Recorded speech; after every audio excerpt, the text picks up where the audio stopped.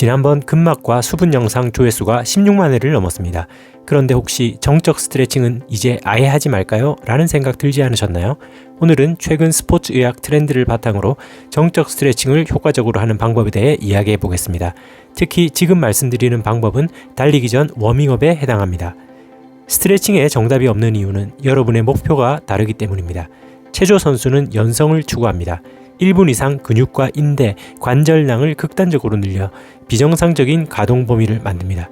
이때 근육의 힘, 출력은 일시적으로 감소하지만 그들은 유연성이 더 중요하니까요.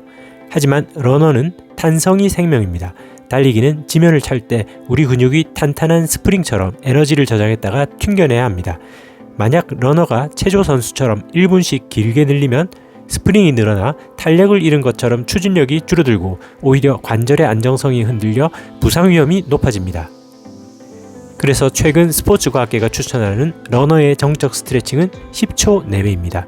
그 구체적인 근거가 바로 배엄 박사의 2016년 메타 분석 자료인데요. 100개 이상의 연구 데이터를 분석한 결과 60초 이상의 긴 스트레칭은 근육의 파워를 감소시키지만 10초에서 20초 사이의 짧은 스트레칭은 근성능 저하 없이 가동 범위만 확보할 수 있다는 것을 입증했습니다. 10초는 탄성은 살리면서 유연성까지 챙길 수 있는 우리 몸의 골든 타이밍입니다. 물론 정적 스트레칭은 무조건 나쁘다거나 무조건 짧게 해야 한다는 이분법적인 이야기가 아닙니다. 핵심은 근육의 긴장도를 어느 정도 유지하느냐에 있습니다. 그 적절한 밸런스를 찾는 과정은 결국 몸의 소리를 들으며 스스로 찾아가야 할 영역입니다. 전문가의 데이터는 10초를 말하지만 여러분의 몸이 느끼는 최적의 탄력은 그 부근 어디쯤에 있을 것입니다.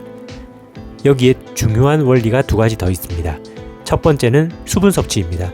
지난 영상에서도 강조했듯 근막을 수분으로 채운 후 10초간의 부드러운 자극은 마치 스펀지에 물이 차오르듯 근 조직의 유동성을 즉각적으로 높여줍니다. 딱딱하게 마른 스펀지를 갑자기 당기면 찢어지지만 물을 적시고 살살 늘리면 복원력이 살아나지요. 수분이 충분히 공급된 상태에서 하는 10초 스트레칭이 진짜 효과가 있는 이유입니다. 두 번째는 누적 시간입니다. 한 번에 오래 버티는 것보다 10초씩 끊어서 3세트를 하는 것이 근육의 탄성을 해치지 않으면서 가동 범위를 안전하게 확보하는 최신 트렌드입니다. 스트레칭의 효과를 극대화하고 싶다면 폼롤러를 함께 사용하세요. 폼롤러는 근막의 결을 정돈하고 근조직의 온도를 높여줍니다. 폼롤러로 기를 먼저 터주고 그 뒤에 10초 스트레칭을 하면 유연성 확보 효과는 2배가 됩니다. 족저근막염이나 무릎 통증을 예방하고 싶다면 통증 부위를 직접 당기기보다 종아리나 허벅지 같은 주변 근육을 폼롤러로 부드럽게 밀어준 뒤 10초 내외로 짧게 스트레칭하는 것이 훨씬 효과적입니다. 이때 무리하게 강한 자극을 주는 것은 피해야 하며 특히 염증이 있는 부위를 폼롤러로 직접 압박하는 것은 피해야 합니다. 아무리 몸에 좋은 것이라도 과한 것은 안 하는 이만 못합니다. 마지막으로 10초 스트레칭 후에는 가벼운 피치 동작이나 런지 같은 동적 모빌리티 운동을 병행해 보세요. 근육에 이제 달릴 거야 라는 신호를 보내야 완벽한 워밍업이 됩니다. 물론 유연성이 많이 부족하거나 운동이 끝난 후 쿨다운과 회복 목적으로 스트레칭을 할 때에는 시간과 세트 수를 조금 더 늘려주셔도 좋습니다. 이때도 너무 과한 힘으로 무리하게 늘리지는 마시고 본인의 몸 상태에 맞춰 안전하게 가동 범위를 확보하세요. 운동 직후의 근육은 이미 미세 손상을 입은 상태입니다. 여기서 과하게 늘리면 근육이 스스로를 보호하려고 더 꽉 뭉치는 신전 반사가 일어납니다. 통증이 없는 안전한 범위에서 멈추고 깊은 호흡과 함께 숨이 들어오고 나가는 리듬에 맞춰 근육의 긴장이 함께 빠져나가야 진짜 이완이 시작됩니다. 혹시 아프고 힘들어야 제대로 운동한 것 같다고 느끼시나요? 고통을 참으면서 이제 좀 풀리네 라고 생각하신다면 정말 위험합니다.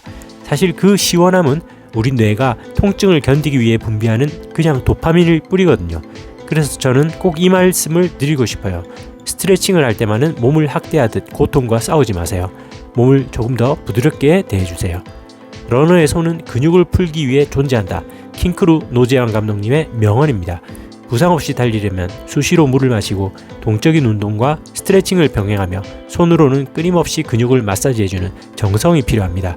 결국 핵심은 어떤 것이든 내 목적에 맞게 활용하는 것입니다.